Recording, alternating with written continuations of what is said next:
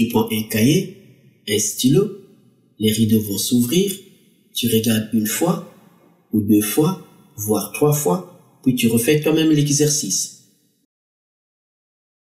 Nouvelle-Calédonie, mars 2012. Exercice 4. Soit f, la fonction définie sur l'intervalle fermé de 0 à 1 par f de x est égal à x exponentielle de x. On désigne par C la courbe représentative de f dans le plan muni d'un repère orthogonal OIJ. Soit A, un nombre réel appartenant à l'intervalle fermé de 0 à 1. Sur la courbe C, tracée en annexe, on a placé les points A et B d'abscisse respectives A et 1. On a tracé les segments OA et OB. On a assuré la partie du plan délimitée par les segments OA et AB et la courbe C. On a placé les points A' de coordonnées A 0 et B' de coordonnées 1, 0.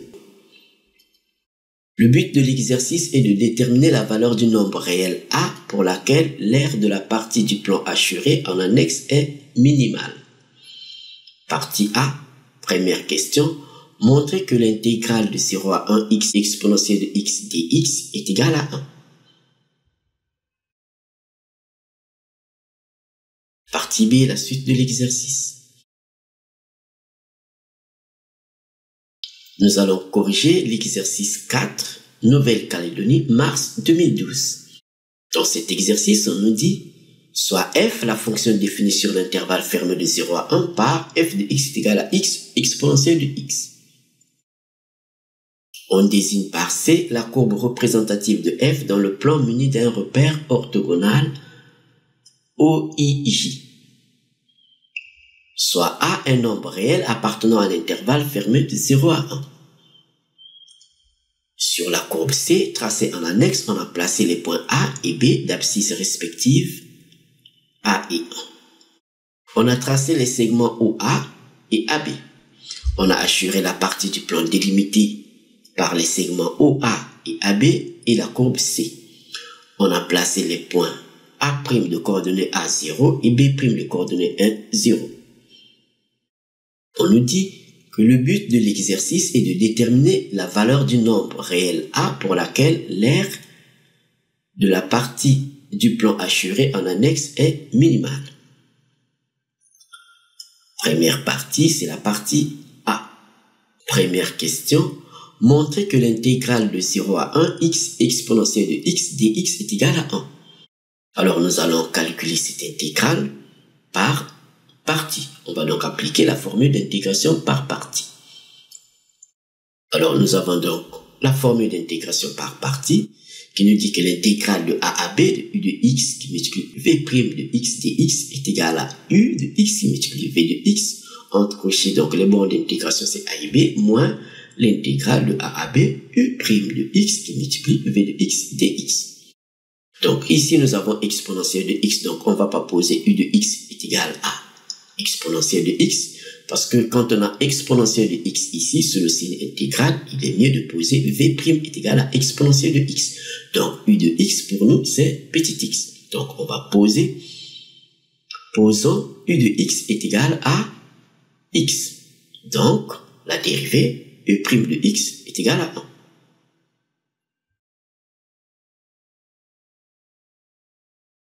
Alors on vient d'écrire u de x est égal à x, sa dérivée u' de x est égal à 1. Et ici nous avons la formule d'intégration par partie, c'est ce qu'on va appliquer. Et donc si u de x est égal à petit x, donc v' de x est égal à exponentielle de x. Ce qui montre que, étant donné que la fonction exponentielle, sa dérivée c'est toujours exponentielle de x, donc la primitive de exponentielle de x c'est bien exponentielle de x. Donc on a v de x est égal à exponentielle de x. Nous avons u de x, v de x, nous avons u' de x, v' de x, donc on applique la formule d'intégration par partie. Ce qui nous donne donc l'intégrale de 0 à 1, x exponentielle de x dx, c'est égal à, alors entre crochets, u qui multiplie v, c'est-à-dire x qui multiplie exponentielle de x. Les bornes d'intégration c'est 0 et 1. Donc, on a entre crochets x exponentielle de x, et ici 0, 1. Moins donc u' de x qui multiplie v de x. U' de x, c'est 1.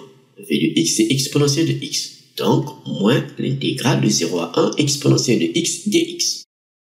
La primitive de exponentielle de x, c'est exponentielle de x parce que la dérivée de exponentielle de x, c'est exponentielle de x. Donc, ici, nous obtenons donc moins, entre crochets, exponentielle de x. Les bornes d'intégration, c'est 0 et 1. Donc, on a donc la valeur de la primitive au point x est égal à 1 moins la valeur de la primitive au point x est égal à 0.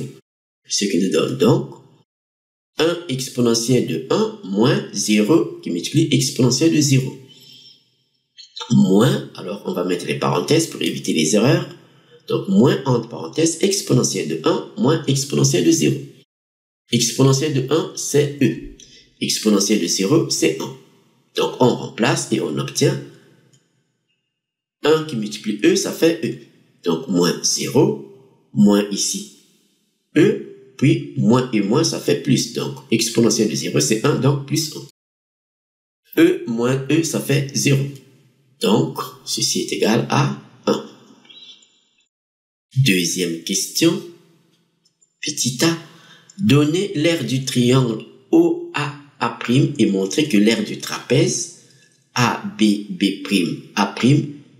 est égal à 1/2 facteur de moins a carré exponentielle de a plus a exponentielle de a moins ae plus e. Alors nous allons prendre le graphique. Nous avons le graphique ici. Alors l'aire du triangle OAA', donc OAA'. Donc on va écrire que l'aire du triangle OAA', alors on va la churer ici pour que ça soit clair. Nous avons donc le triangle ici. L'aire d'un triangle, c'est la moitié de l'aire du rectangle correspondant. Donc ici, c'est donc 1/2 qui multiplie donc cette longueur multipliée par celle-ci, c'est-à-dire 1/2 qui multiplie donc OA' qui multiplie A'. Donc on va écrire que l'aire du rectangle OAA' est égal à 1/2 qui multiplie la distance OA' et qui multiplie donc la distance AA'. Alors, on nous a dit l'abscisse du point A. L'abscisse du point A, c'est A. Donc, on voit bien que l'abscisse du point A, c'est l'abscisse aussi du point A'. Donc, la distance OA' est égale à petit a. Donc, on va préciser que l'abscisse du point A est petit a. Nous avons les coordonnées du point A'. A' a pour coordonnées A0. Donc, la distance OA', c'est égal, donc on va faire la différence. La distance OA', c'est égal à petit a. Pourquoi? Parce que cette distance, nous sommes sur l'axe des abscisses. Donc, ça fait XA' moins X de l'origine, c'est-à-dire 0. Et ça fait donc la valeur absolue de A moins 0 qui est égale à A. Et il nous faut aussi connaître la distance AA'. Alors la distance AA', on va appliquer la formule de la distance, c'est très simple, pour que ça soit clair pour tout le monde. Alors la distance AA', on sait que la distance c'est la racine carrée de XA' moins XA au carré plus YA' moins YA au carré. Alors on voit bien que XA', c'est A, XA c'est aussi A. Donc ici on a A moins A, ça fait donc 0 au carré, ça fait 0. Alors, YA' est sur l'axe des abscisses, donc YA' est égal à 0. YA, le point A est sur la courbe C, donc YA est égal à F de XA, c'est-à-dire F de A. On remplace et on obtient donc la racine carrée de A moins A au carré, plus 0 moins F de A au carré. Alors, A moins A, ça fait 0, on a donc la racine carrée de, ici on a moins f de a au carré, donc moins f de a au carré, ça fait donc f de a au carré, donc on a la racine carrée de f de a au carré.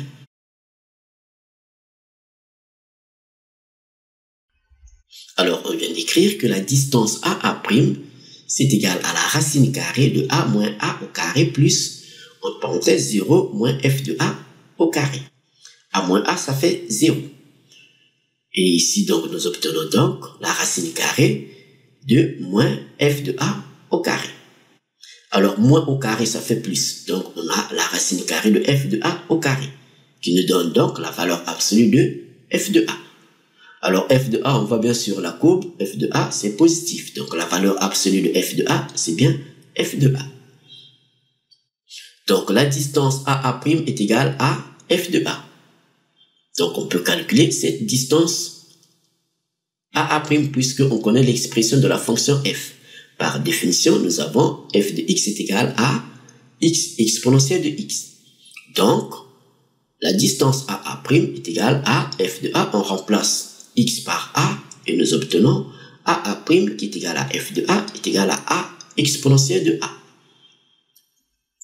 Donc, au final, nous avons donc l'aire du triangle OAA' qui est égal à 1 demi OA' multiplié par AA', ce qui nous donne donc 1 demi qui multiplie a exponentielle de a, ce qui nous donne bien 1 demi de a carré exponentielle de a.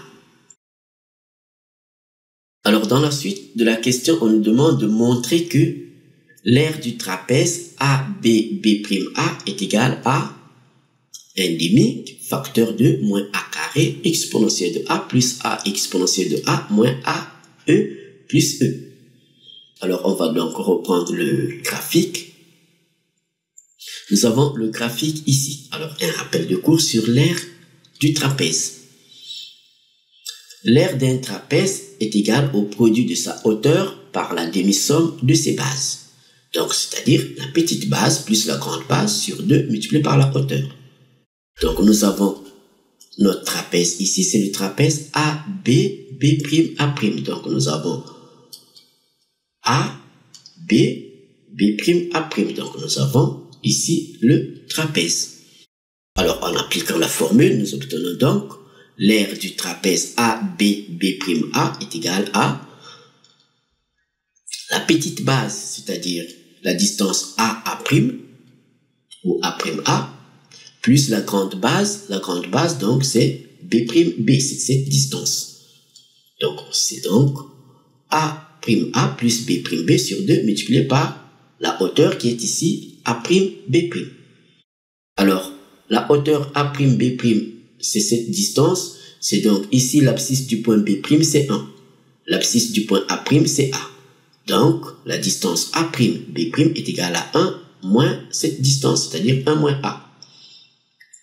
De même, la distance A'A, c'est donc, on a trouvé, c'est l'ordonnée du point A, c'est-à-dire f de A. Et la distance B'B, étant donné que l'abscisse du point B, c'est l'abscisse du point B', c'est bien 1, donc l'ordonnée du point B ici, c'est f de 1. Donc on obtient f de A plus f de 1 sur 2 multiplié par 1 moins A. Alors, on vient d'écrire que l'aire du trapèze ABB'A est égale à la distance A'A plus B'B sur 2 multiplié par A'B et c'est f de A plus f de 1 sur 2 multiplié par 1 moins A. Alors, on connaît l'expression de la fonction f, on peut calculer f de A et f de 1. Par définition, on a f de x est égal à x exponentielle de x. Donc, on remplace f de a, donc ça fait a exponentielle de a, et f de 1, ça fait 1 exponentielle de 1. Donc, on a l'aire du trapèze ABB'A, c'est égal à a exponentielle de a plus 1 fois exponentielle de 1 sur 2, le 2 multiplié par 1 moins a. Alors, 1 qui multiplie exponentielle de 1, exponentielle de 1, c'est e. Multiplié par 1, ça fait e. Donc, on a a exponentielle de a plus e sur 2, le tout facteur de 1 moins a.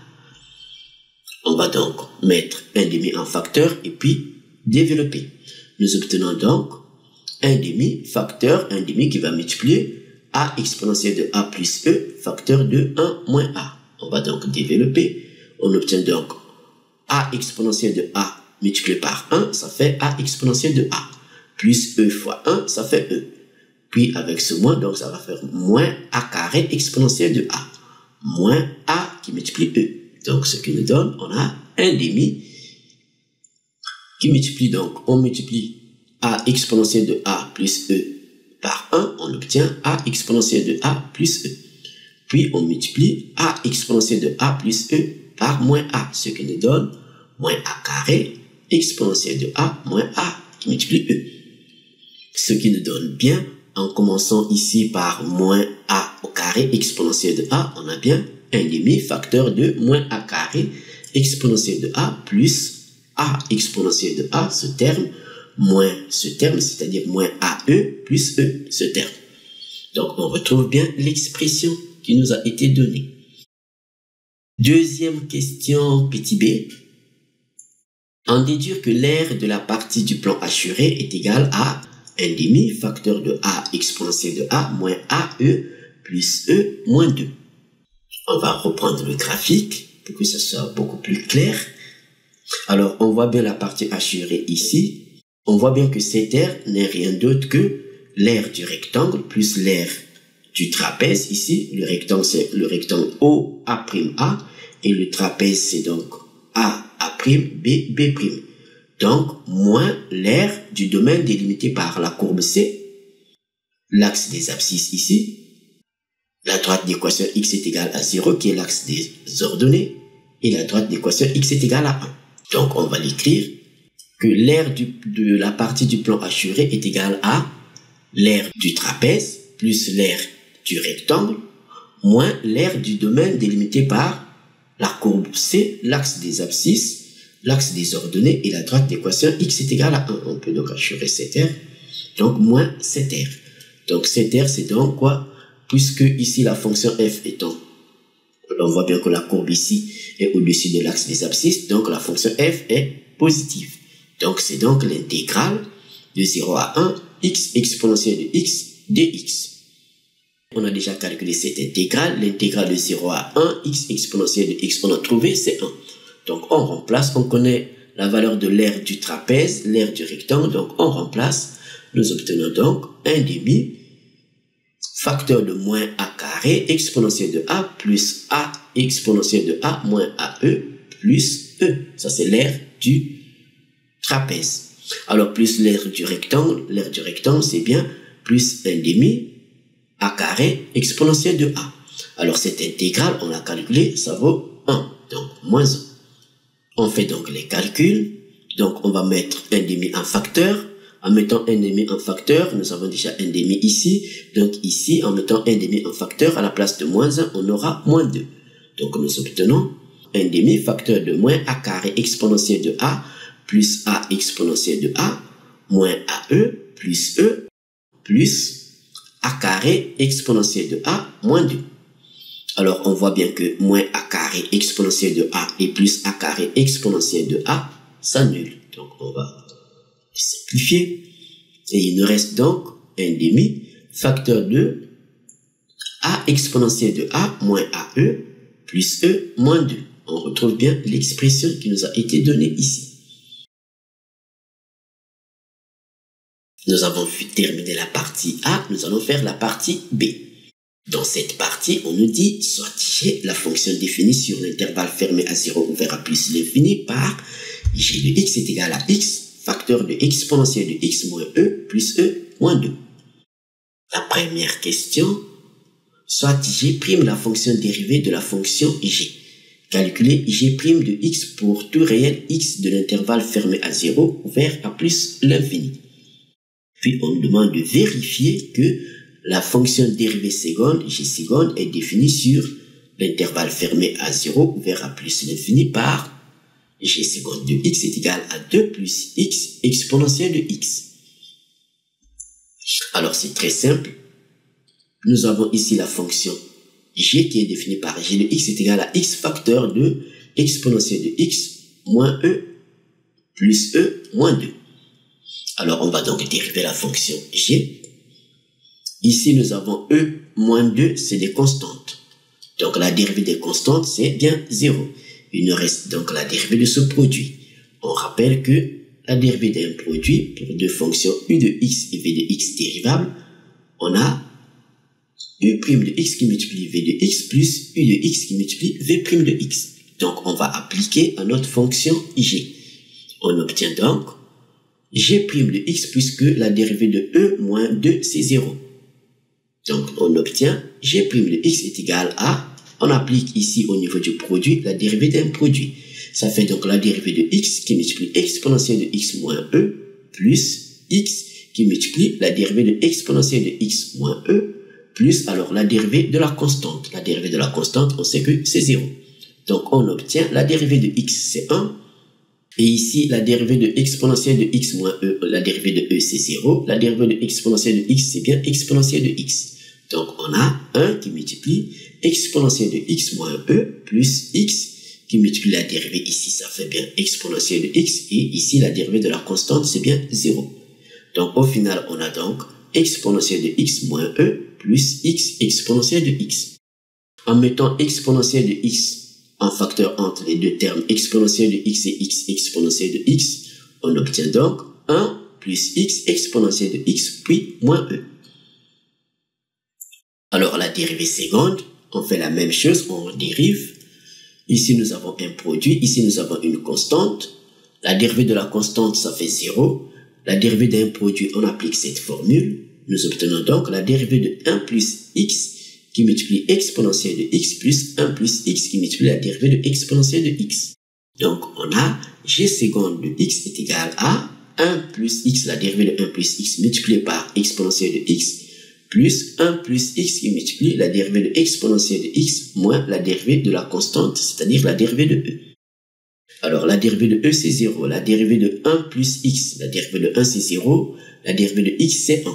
Donc, on obtient... Alors, la dérivée de exponentielle de x, c'est bien exponentielle de x. On obtient donc 1 qui multiplie exponentielle de x plus 1 plus x qui multiplie exponentielle de x moins 0. Ce qui nous donne donc, en développant, en enlevant donc les parenthèses, on a exponentielle de x plus, entre parenthèses, 1 plus x, le tout facteur de exponentielle de x. Alors ici, on peut mettre exponentielle de x en facteur partout. Ce qui nous donne bien 1 en mettant exponentielle de x en facteur. Ici, il reste 1. Et ici, il reste 1 plus x. Donc, on a bien 1 plus 1 plus x. Et donc, 1 plus 1, ça fait 2. Donc, on obtient 2 plus x qui multiplie donc exponentielle de x. On retrouve bien l'expression de la fonction g seconde. Deuxième question. En déduire les variations de la fonction g' sur l'intervalle fermé de 0 vers a plus l'infini.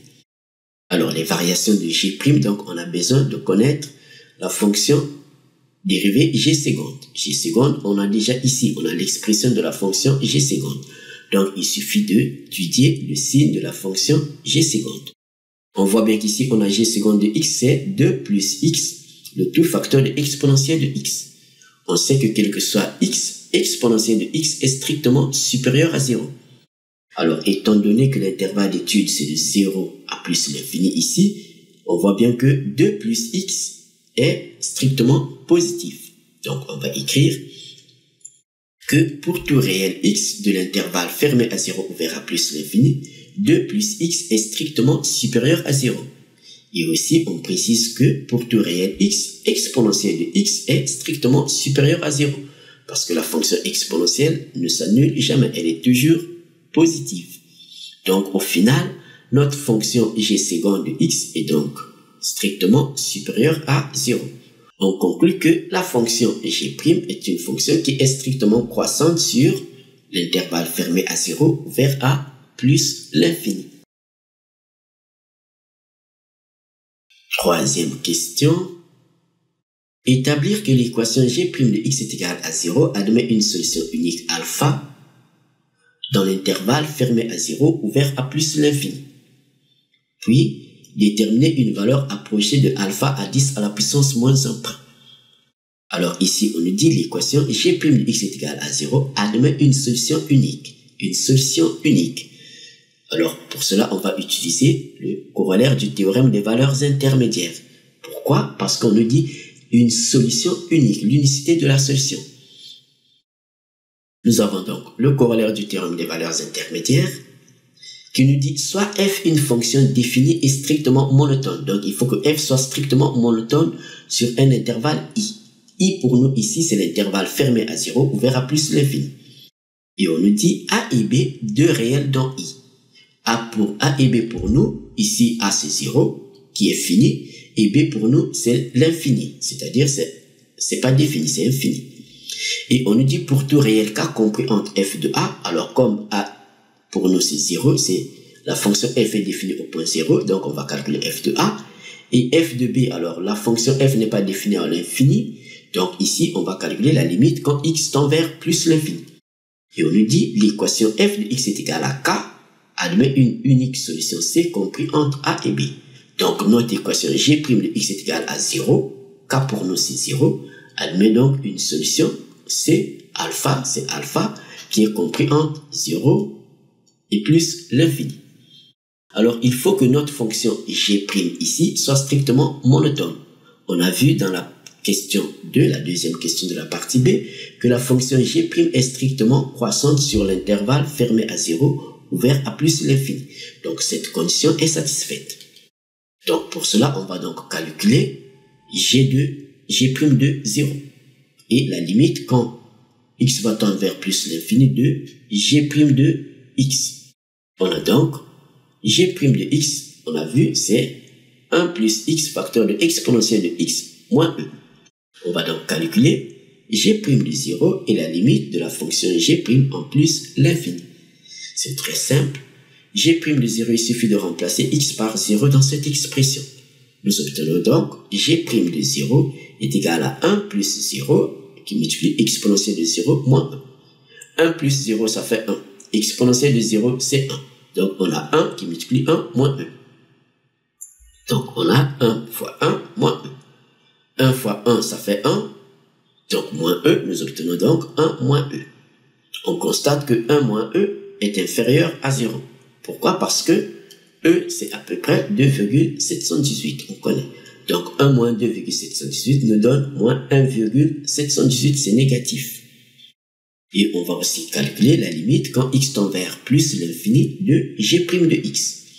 On remplace g' de x par son expression. On a donc la limite quand x tend vers plus l'infini de 1 plus x facteur, le tout facteur de exponentielle de x moins 1. Alors quand x va tendre vers plus l'infini, on a donc ici x va tendre l'infini et exponentielle de x va aussi tendre vers plus l'infini. Nous obtenons donc, si on remplace directement, on a 1 plus l'infini qui multiplie plus l'infini moins 1. 1 plus l'infini, ça fait plus l'infini. Multiplié par plus l'infini, ça fait donc plus fois plus, ça fait donc plus l'infini. Plus l'infini moins une petite quantité qui est e, ça fait plus l'infini. Donc ce qui nous donne bien plus l'infini. Alors on constate bien que notre équation g' de x est égal à 0. Le 0 qui est ici, c'est-à-dire le k, est bien compris entre. Alors g' de 0, on a trouvé, c'est 1 moins e. Et la limite quand x tend vers plus l'infini de g' de x, on a trouvé, c'est plus l'infini. Donc on voit bien que 0 est compris entre 1 moins e qui est négatif et plus l'infini qui est positif. Donc on va écrire que 0 est compris entre 1 moins e et plus l'infini. Donc d'après le corollaire, ce corollaire du théorème des valeurs intermédiaires, notre équation g' de x est égale à 0 admet bien une solution unique alpha compris dans l'intervalle de 0 fermé à 0 ouvert à plus l'infini. Comme on l'a dit, admet donc une solution unique alpha dans l'intervalle fermé à 0 ouvert à plus l'infini.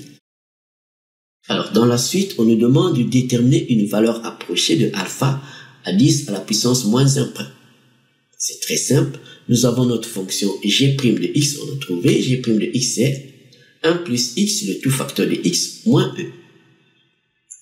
Alors on a calculé g' de 0, on a trouvé g' de 0 c'est 1 moins e, c'est à peu près 1 moins 2,718, soit à peu près moins 1,718, on a vu que c'est négatif.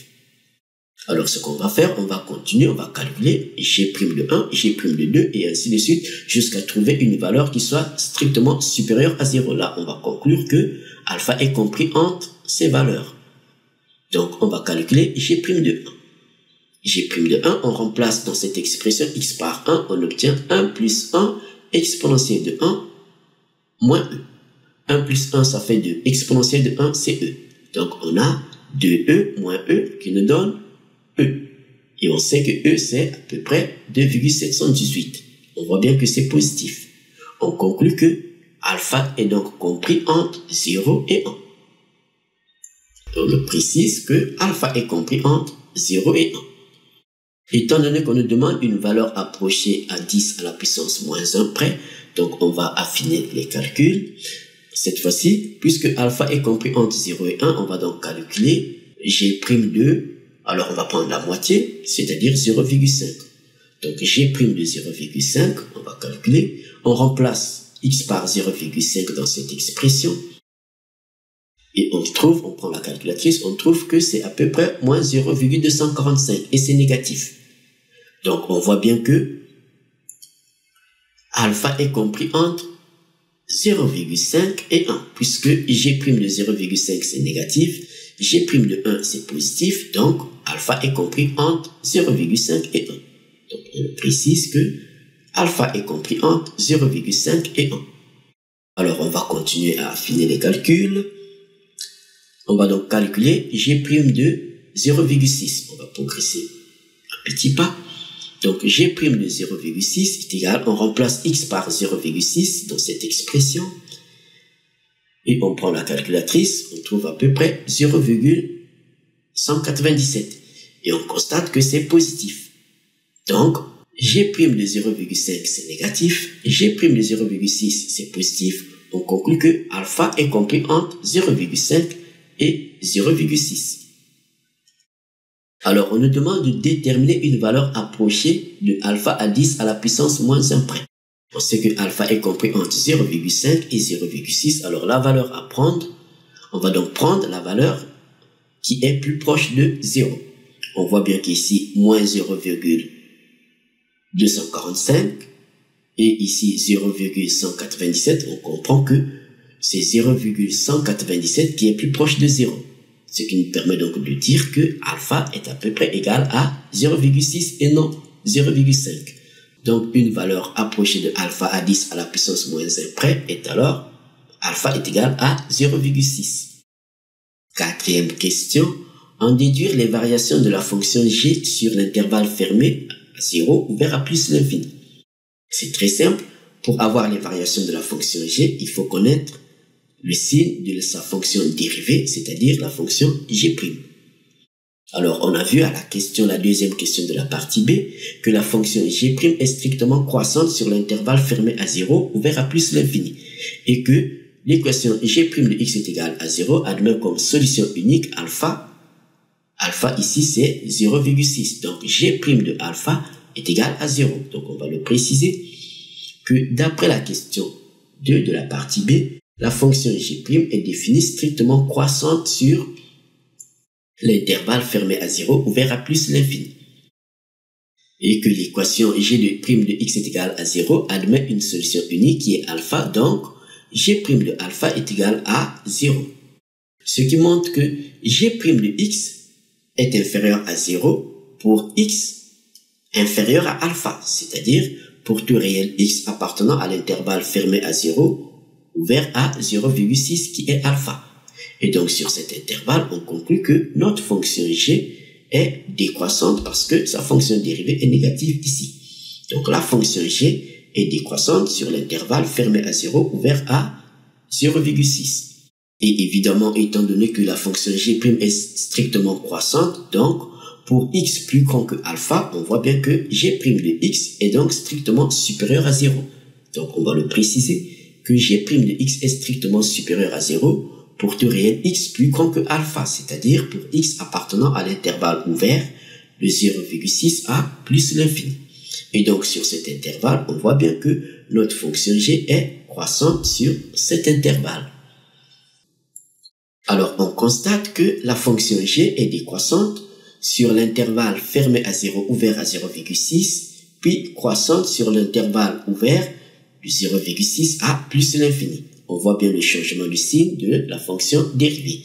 Donc la fonction g admet un minimum au point x est égal à 0,6.